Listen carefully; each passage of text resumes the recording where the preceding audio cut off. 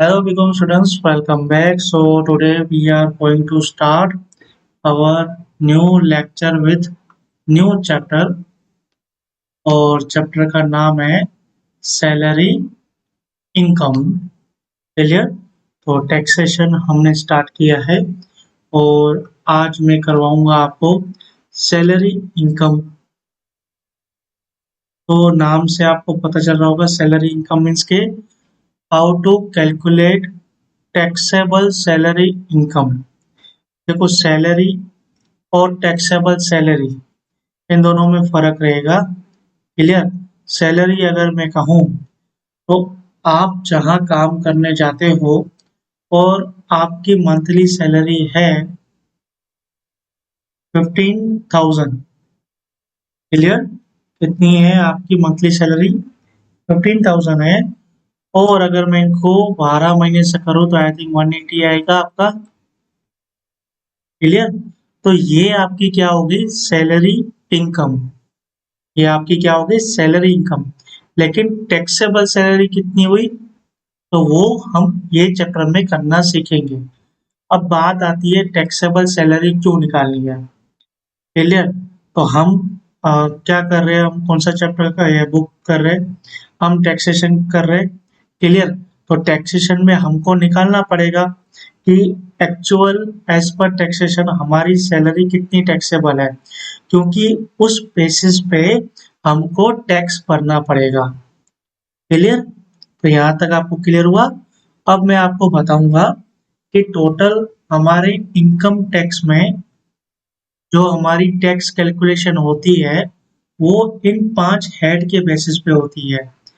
पहला हेड होता है आपका सैलरी, सेकंड हेड आपका होता है income from house property, third आपका होता है profit and gains of business और प्रोफेशन, फोर्थ आपका होता है कैपिटल गेन एंड फिफ्थ आपका होता है इनकम फ्रॉम अदर सोर्सेस। और ये इनके सेक्शंस है। सेक्शन 15 टू 17 सैलरी के सेक्शन है। सेक्शंस 22 से लेके 27 तक हाउस प्रॉपर्टी के सेक्शन है। 28 टू 44 डीए पीजीबीपी के सेक्शन है। Profit and gains of business और प्रोफेशन को शॉर्ट में हम बोलेंगे पीजीबीपी।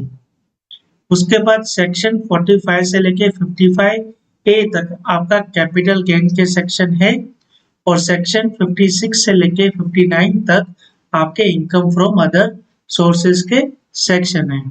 और ये हमारा जो लेक्चर 1 है ये इंट्रोडक्शन के बेस पे है, जहाँ पे हम सीखेंगे कि सैलरी का मीनिंग क्या है और किसको हम सैलरी बोलेंगे और किसको हम सैलरी नहीं बोलेंगे। अगर मैं आपसे कहूँ कि आप आपके बाजू में किसी शॉप में जाते हो और परचेज मिल्क, ठीक है, और मिल्क का जो हमको थैली मिलता है वो हम लेने जा रहे हैं और उसकी प्राइस 55 रुपीज पर लीटर है। आपने उसको 55 रुपीज दिए और उसने आपको बदले में क्या दिया? मिल्क दिया। तो यहाँ पे शॉपकीपर को क्या मिला? 55 रुपए मिला। और किससे मिला? आपसे मिला। तो क्या शॉपकीपर के लिए वो सैलरी इनकम हुआ? क्लियर? तो वो शॉपकीपर के लिए सैलरी इनकम नहीं हुआ। तो वही हम समझेंगे कि कौन सी चीज पे हमको पता चलेगा कि ये सैलरी है। तो शॉपकीपर के हैंड्स में जो वो पैसे आए 55 रुपए, तो वो इन 5 हेड में से कौन से हेड में जाएंगे? तो शॉपकीपर जो है वो बिजनेस कर रहा है तो वो पीजीबीपी के हेड में जाएगा। ठीक है? अब चलो एक और एग्जांपल देता हूं कि आप शॉपकीपर के पास गए। क्लियर? और आपने शॉपकीपर के हाथ में देखा मोबाइल। क्लियर? तो वो मोबाइल आपको पसंद आया और आपने उससे डिमांड की कि मुझे वो मोबाइल आपके हाथ में है, वो मुझे सेल कर दो, मुझे पसंद है। तो शॉपकीपर ने बोला 20,000 में मैं आपको सेल करूंगा और आपने उसे परचेस कर दिया। क्लियर? अब बात तो वही आ गई जहां पे आप मिल्क ले रहे थे, चलो आपने मिल्क भी ले लिया, तो मिल्क के आपने 55 रुपए दिए और मोबाइल के आपने 20 रुपए दिए।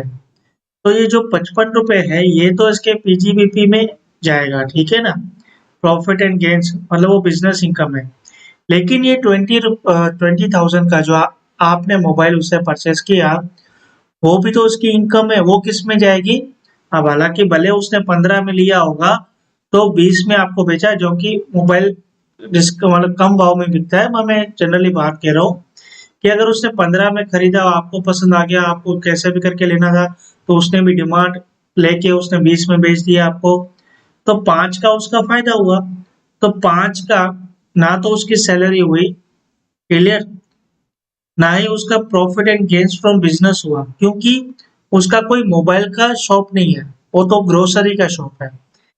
तो हाउस प्रॉपर्टी पे हुआ नहीं, क्योंकि वो हाउस प्रॉपर्टी के रिलेटेड है नहीं। कैपिटल गेन किस पे लगता है? शेयर्स पे, ट्रेडिंग पे, प्रॉपर्टीज पे, ले बेच पे, उस पे लगता है, तो वो भी उसका है नहीं। तो ये इसके इनकम फ्रॉम अदर सोर्सेस, मतलब इन चारों के हेड में अगर वो नहीं आता है, तो बाकी जो भी बचेगा वो इनकम फ्रॉम अदर सोर्सेस में आ जाएगा, मतलब लास्ट वाले हेड में कवर हो जाएगा, क्लियर। और अगर एक और एग्जांपल लेते हैं कि उसका शॉप ही आपको पसंद आ गया और आपने उसको बोला कि मुझे ये शॉप ही आपका दे दो, और उसने आपको वो शॉप 20 लाख में बेच दिया, और उसने परचेस किया था 10 लाख में, तो वो 10 लाख का उसका क्या इनकम हुआ? कैपिटल गेन का इनकम हुआ।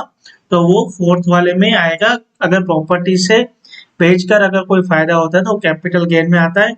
शेयर से बेचने से कोई फायदा होता है, मतलब इन्वेस्टमेंट कोई भी होती है, अगर उसको आप सेल करते हो और उसमें से कोई फायदा होता है, तो वो कैपिटल गेन में कैपिटल गेन में जाता है। और उसके बाद अगर कोई आपने प्रॉपर्टी परचेस करके रखी है, शॉप हो या आपका कोई घर हो एक्स्ट्रा, मतलब जहाँ रहते हो उसके अलावा भी कोई घर है, और उसमें से आपको कोई भी रेंट आता है, तो वो आपकी इनकम है ना, तो वो हाउस प्रॉपर्टी में जाती है, क्लियर। तो ये आपके 5 हेड थे, जिसमें से हम सैलरी हेड करने वाले हैं, और हम सीखने वाले कि सैलरी किसको कहते हैं और किसको नहीं कहते। और देखो, इन पांचों हेड को अगर प्लस कर देते हैं ना, इन पांचों हेड की इनकम में से, मतलब देखो, भले हम नॉर्मल पर्सन है तो हमारी एक आधा इनकम हो सकती है, जैसे सैलरी इनकम होगी। अगर हम सैलराइड पर्सन नहीं है, तो हमारा बिजनेस तो होगा, ठीक है। साथ ही साथ ये भी हो सकता है कि हमारी आ, अभी हमने एक घर परचेस करके रखा होगा, तो उसमें से हाउस प्रॉपर्टी भी आ सकती है। और आजकल शेयर्स के भी काफी ट्रांजेक्शन हम करने लगे हैं, तो उसमें से भी हमें इनकम जनरेट होती है, जो हमारा कैपिटल गेन होता है। तो ये चारों इनकम तो हमारे पास आ ही सकती है, क्लियर ना। अब आपने बैंक में फिक्स डिपॉजिट रखा होगा और उसमें से भी इंटरेस्ट आता है आपको, क्लियर, तो वो आपके इनकम फ्रॉम अदर सोर्सेस में जाता है, ठीक है ना। तो इन पांचों इनकम को अगर हम टोटल कर दूं ना मैं, तो मेरा आता है ग्रोस टोटल इनकम। मेरी टोटल इनकम कितनी है?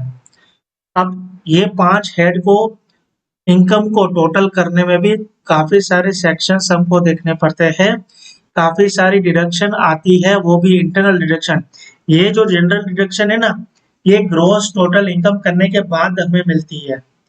और ये जो डिडक्शन आएगा ना, मतलब सैलरी काउंट करूंगा ना, तो सैलरी काउंट करने के अंदर house rent allowance, entertainment allowance, तो ये सारे अलाउंस आएंगे।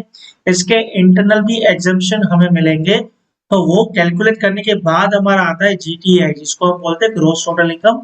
उसके बाद भी हमें 80C से लेके 80U तक का डिडक्शन मिलता है, वो भी हम कैलकुलेट करते हैं, क्लियर। उसके बाद रिबेट आता है, और ये रिलीफ और ये एडवांस टैक्स काफी हाई लेवल पे है, जो आप शायद सेम 5 या सेम 6 में करेंगे, क्लियर। तो ये जस्ट जनरल नॉलेज के लिए मैंने आपको समझाया।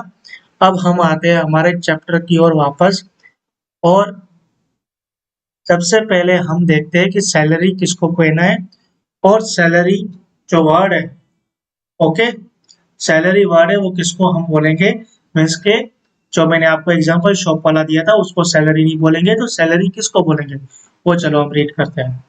तो सबसे पहले लिखा है, देखो, ये एक पेज है और ये एक पेज में आपको अच्छे से समझाऊंगा। आपको क्लियर हो जाएगा आखिर सैलरी किसको बोलते हैं और किसको नहीं बोलते हैं।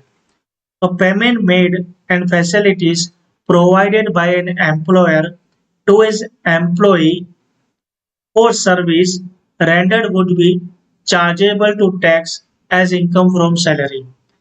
अब देखो यहाँ पे वर्ड क्या बोल रहा है, एम्प्लॉयर टू इज एम्प्लॉय।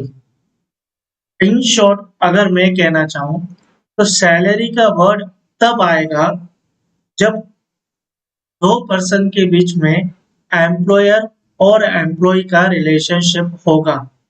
और एम्प्लॉयर और एम्प्लॉय का रिलेशनशिप हम कैसे डिफाइन करेंगे, वो डिफाइन कैसे होगा कि कोई बंदा रोज जाता है वहां पे काम करने 30 दिन के 30 दिन, अब संडे निकाल के अगर 26 दिन, और उसको एक फिक्स्ड सैलरी मिलती है वहां से, क्या फिक्स्ड सैलरी मिलती है। अब वो सैलरी एज अ वेजिस हो या कमीशन हो, ठीक है, हम उसको किस में काउंट करेंगे, हम उसको सैलरी में काउंट करेंगे। क्लियर, मतलब सबसे वाली पहली पॉइंट में क्या बोल रहा है, अगर एम्प्लॉयर अपने एम्प्लॉय को सर्विस के लिए कुछ भी दे रहा है, ठीक है, कुछ भी मतलब क्या आ गया, मॉनिटरी में दे रहा है या नॉन मॉनिटरी फैसिलिटी दे रहा है, वो किस में काउंट करेंगे हम, वो एज अ सैलरी काउंट करेंगे। अब फॉर एग्जाम्पल इन्होंने दिया है basic salary, bonus, commission, allowances are monetary facilities and housing accommodation, medical facilities पर etcetera are non monetary facilities. अब देखो दो क्लासीफाई होती है सैलरी में, क्योंकि काफी काफी एमएनसी कंपनी होती है, तो वहां पे आपको सबसे पहले जो सैलरी होती है वो बेसिक सैलरी आती है, फिर उसमें ऐड करते हैं बोनस। बोनस क्या रहता है, जो दिवाली में आपको मिलता है ना एक्स्ट्रा सैलरी, उसको बोनस कहते हैं। तो वो बोनस, वो भी एज ए सैलरी हम काउंट करेंगे। उसके बाद कमीशन। अब कमीशन देखो, अगर आप एज ए अकाउंटेंट जॉब करते हो तो आपको कमीशन नहीं मिलेगा, लेकिन सेल्समैन होते हैं उनको सैलरी बहुत कम मिलती है, लेकिन कमीशन उनको ज्यादा मिलता है अगर वो सेल लेके आ जाते हैं, तो उनका कहीं ना कहीं कमीशन में सेट हो जाता है उनका सैलरी। तो वो कमीशन भी किसको हम काउंट करेंगे, सैलरी में काउंट करेंगे। और आते हैं अलाउंसेस।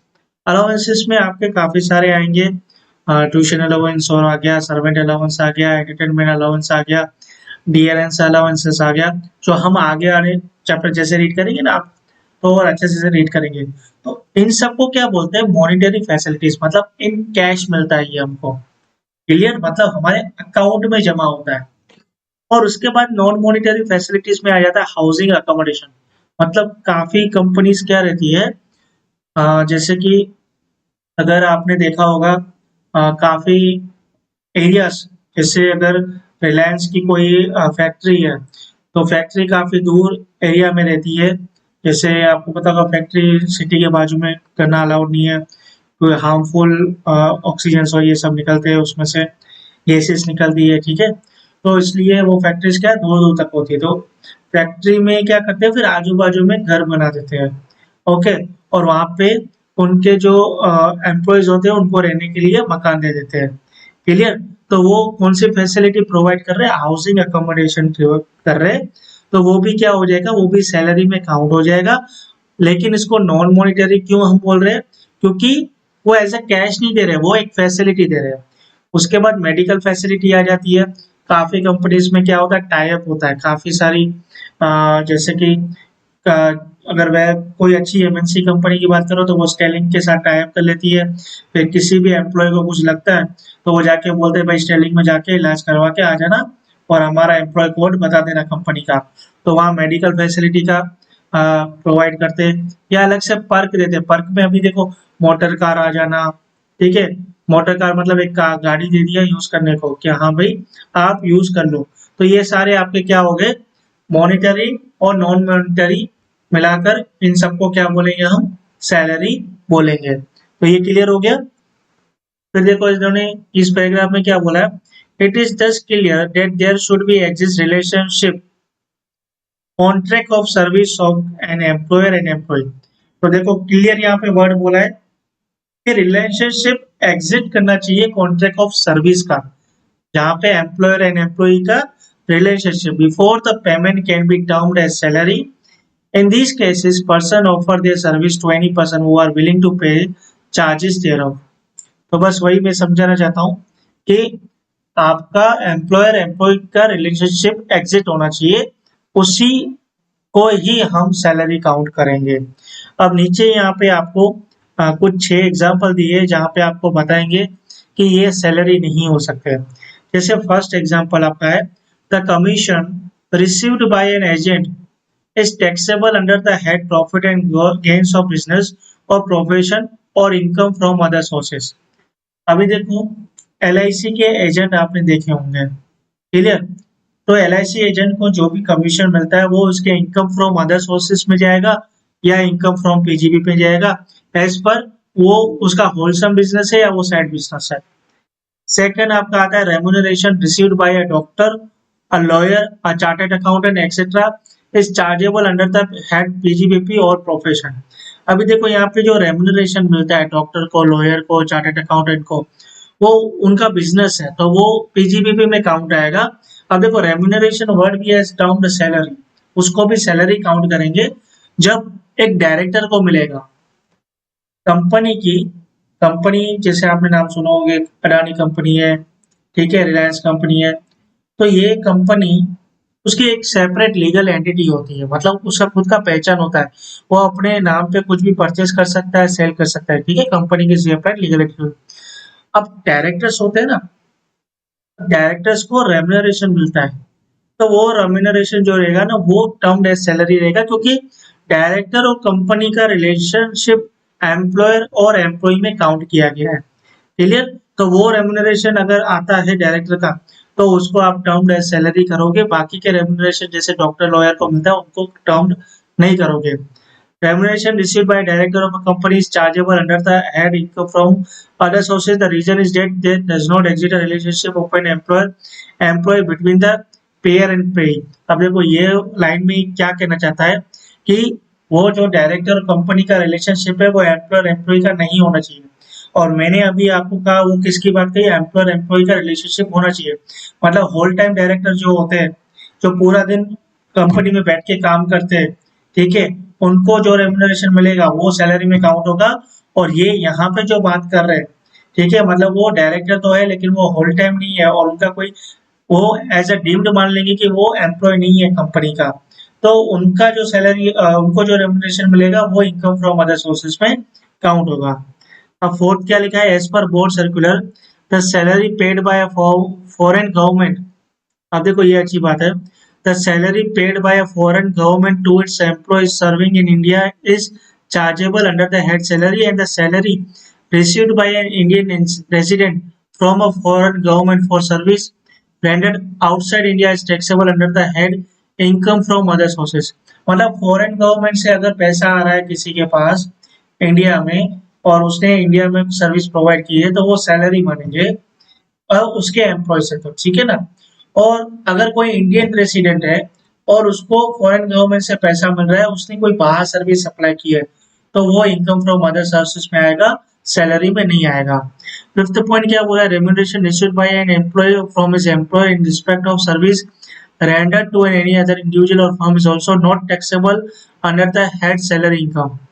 ठीक है, अगर रेम्यूनरेशन रिसीव कर रहा है by an employee from his employer in respect of service rendered to any other individual और फर्म, कोई फर्म से रेम्यूनरेशन मिलेगा तो हमें सैलरी इनकम काउंट नहीं करना है। और बोर्ड के सर्कुलर के हिसाब से एमपी एमएलए को जो भी टैक्सेबल वो इनकम फ्रॉम अदर सोर्सेज में जाएगा, सैलरी रिसीव होगी। अब दो पॉइंट में हम कनेक्शन रीड कर लेते हैं। There must be exist employer employee relationship between the payer and payee. The term employer also includes the former employer. अब ये वर्ड में क्या बोला है कि अगर आपने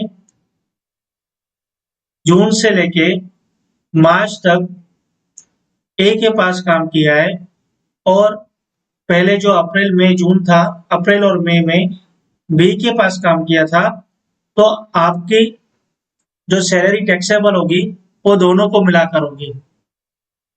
क्लियर, समझ में आया? उसके बाद सेकंड पॉइंट इन्होंने क्या बोली है,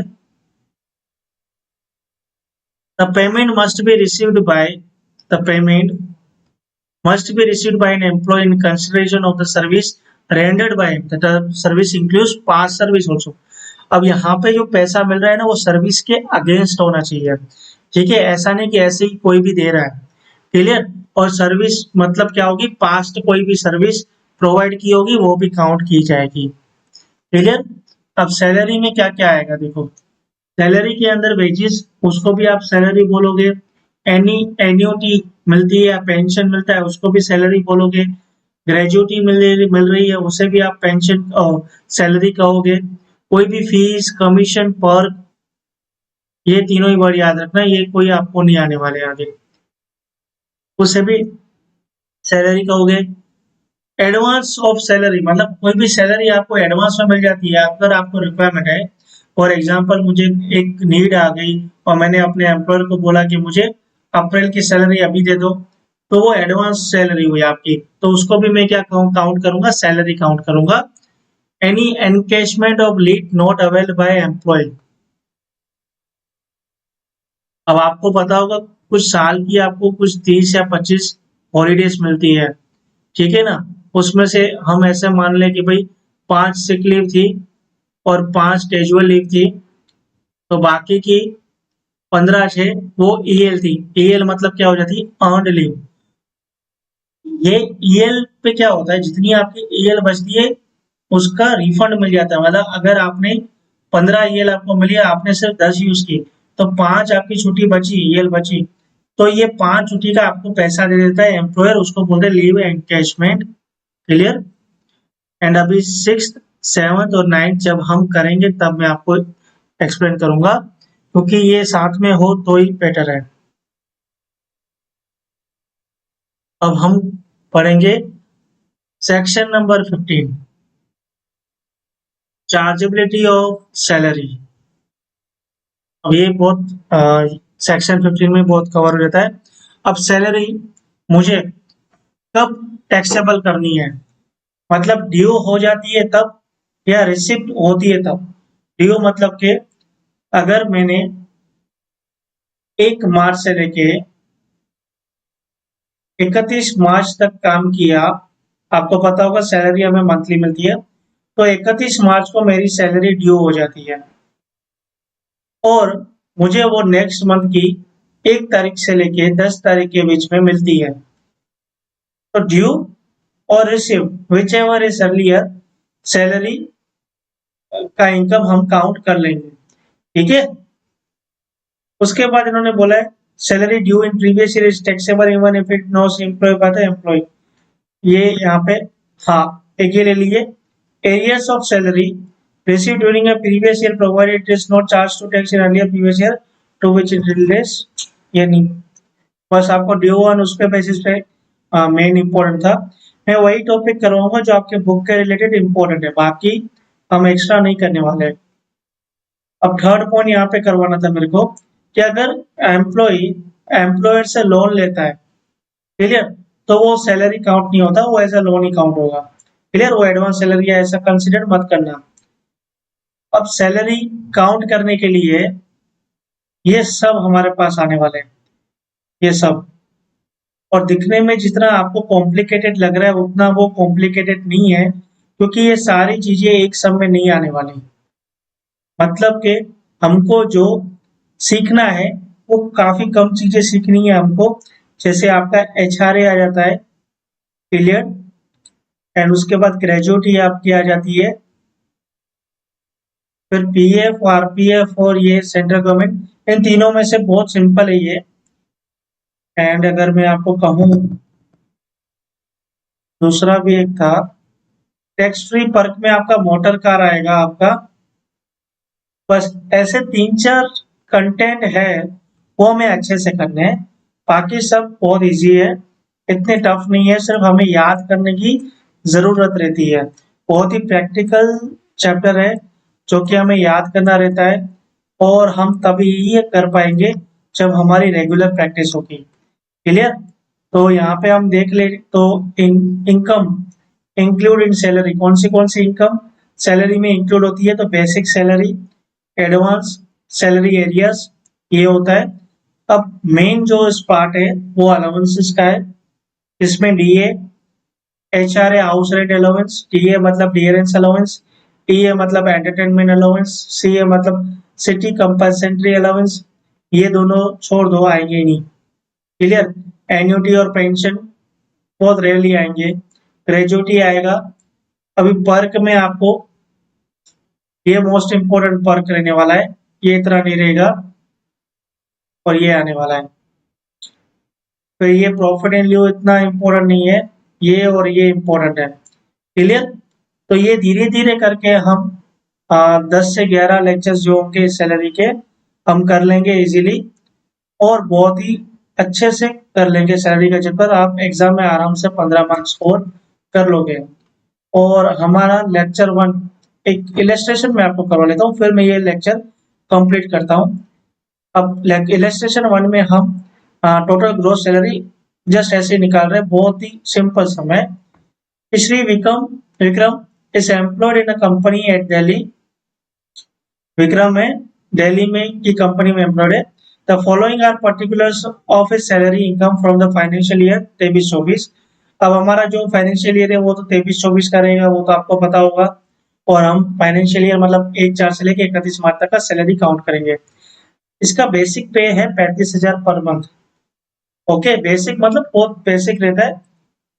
एक बेस होता है कि ये सैलरी हुआ, तो उसको बेसिक पे बोलते हैं। उसके बाद आता है डियरेंस अलाउंस। डियरेंस अलाउंस क्या होता है? महंगाई भत्ता। जैसे महंगाई बढ़ती है तो डियरेंस अलाउंस भी इंक्रीज होता है। फिर आता है सिटी कंपल्सेंट्री अलाउंस। सिटी कंपल्सेंट्री अलाउंस एक टाइप ऑफ डियरेंस अलाउंस है। ये डिपेंड करता है कि अगर आप कोई हाई लेवल सिटी पे जाते हो जैसे बैंगलोर, मुंबई, तो वो उसके बेसिस पे मिलता है। और ये एरियाज ऑफ सैलरी, कोई पिछली सैलरी आपकी बाकी होगी, कमीशन बाकी होगा, रिवॉर्ड मिलना बाकी होगा, वही होगा। और ये फॉर्मर एम्प्लॉय का सर्विस मिल गया, ये एडवांस सैलरीज, ये बोनस 1 मंथ जो आपका सैलरी का 8.33% मिलता है ना, मतलब जिसको हम एक्स्ट्रा सैलरी बोलते हैं, वो है। तो बेसिक पे 35,000 पर मंथ है, तो 12 महीने होते हैं, तो 35,000 multiply by 12, 4,20,000। Dearness allowance 12,000 per month है, पीएम मतलब पर मंथ, तो 12,500 multiply by 12 equals to 1.5 lakh रुपए।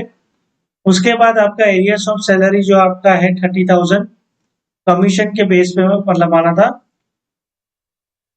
तो एरियर्स ऑफ सैलरी आपका 30,000 आ गया। उसके बाद receive from the former employ ने appreciation of his service. Former employ ने खुश होकर हमको 55,000 दिया, वो ये हमने काउंट कर दिया। उसके बाद एडवांस सैलरी हमें मिला है, एडवांस सैलरी मिला, देखो एडवांस सैलरी 70,000 ये रहा। देन बोनस दिया 1 मंथ बेसिक पे, तो बोनस ये रहा 1 मंथ बेसिक पे। तो हमेशा आप बोनस लोगे, वो यहाँ पे बेसिक पे लिखा है तो बेसिक पे लिया है हमने। उसके बाद एक और चीज इन्होंने बोली है, यहाँ पे लिखा है सिटी कंपल्सेंट्री, ये रहा 20% ऑफ बेसिक सैलरी। तो 4,20,000 का 20% करेंगे तो 84,000 आएगा। अब इन सबको प्लस कर दो तो 8,44,000 आया, उसको हम क्या बोलेंगे? Total gross salary. अब ये तो सिर्फ स्टार्टिंग के जो हमारे आते हैं डीए, बेसिक, बोनस, कमीशन, वही है। इसके बाद तो काफी सारे अलाउंस पर ये सब बाकी है। ये जस्ट एक नॉर्मल इलस्ट्रेशन मैंने आपको समझाया। अब हम करेंगे लेक्चर नंबर 2 में, जहाँ पे मैं करवाऊंगा आपको ये सारे अलाउंसेस। क्लियर। तो चलो मिलते हैं हम लेक्चर 2 में न्यू वीडियो के साथ, तब तक के लिए बाय बाय।